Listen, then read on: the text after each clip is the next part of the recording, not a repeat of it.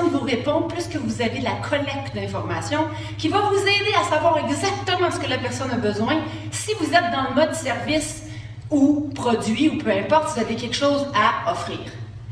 Comment voulez-vous offrir quelque chose à quelqu'un quand vous la connaissez même pas? Hey, salut, voici ma carte d'affaires. Si tu as besoin de formation en marketing, tu peux m'appeler. Ouais, ok, mais c'est parce que je te connais pas. Donc, théoriquement, imaginez-vous, vous parlez avec cette personne-là, vous posez plein de questions sur elle. Jouez au ping-pong, ça s'appelle. Ping-pong. Ce que ça fait, c'est que la personne va poser une question. Moi, je pose une question à la personne, peu importe. Bon, avec qui je vais jouer, là? Ouais, tiens, je vais jouer avec toi. Non, toi. Tourne-toi pas. Toi. Alors, parle-moi de toi, qu'est-ce que tu fais dans la vie?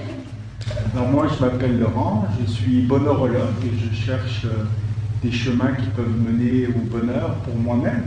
Puis le bonheur, c'est quoi pour toi? Alors c'est émotionnel, je vais chercher à travailler sur mes vertus, je vais essayer de cultiver les vertus et puis de libérer aussi le négatif qui sont dans mon inconscient. Alors je vais trouver plein de moyens pour les libérer, pour être toujours plus heureux. Est-ce que tu as des vertus déjà d'accumuler? Ben, j'en ai choisi quelques-unes, oui, j'en ai choisi d'autres. Peux-tu m'en nommer une?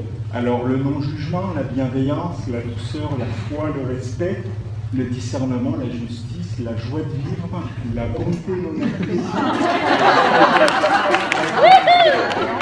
J'ai soigné le bon candidat. Voyez-vous, imaginez-vous là, on pourrait continuer à converser longtemps comme ça. Parce que là, j'aurais plein de questions à poser, mais j'ai comme 1 heure encore. Alors, imagine, on est dans une conversation et après coup, quand il va avoir tout déballé son sac, il y avait quand même un gros baluchon, hein, vous avez vu, il a tout déballé ça. Qu'est-ce qui va arriver? Il va arrêter de parler? Ça va être quoi ta prochaine question quand tu as tout fini? Ma prochaine question? Oui, mettons que tu as tout fini de dire ce que tu as à dire, puis je suis devant toi. Après, moi, je vais me poser des questions. Je vais te Et demander. voilà. Et voilà. Il y a quelqu'un qui m'a déjà demandé en formation, mais Julie, c'est quand est-ce qu'on présente nos produits puis nos services? Jamais! Les présenteurs ne présentez rien à personne. Attendez qu'on vous le demande.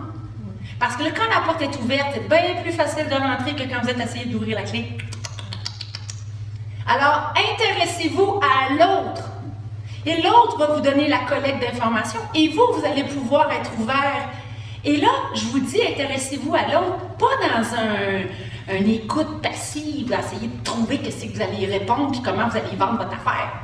Non, moi j'appelle ça une écoute réceptive.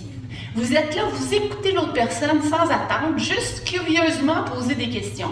Donc, à ce niveau-là, quand vous êtes en entreprise ou quand vous rencontrez des gens, pratiquez cette écoute réceptive-là et le besoin de poser des questions. Vous allez voir comment ça va changer votre vie, même dans vos relations amoureuses, même dans vos relations d'affaires, vos relations familiales.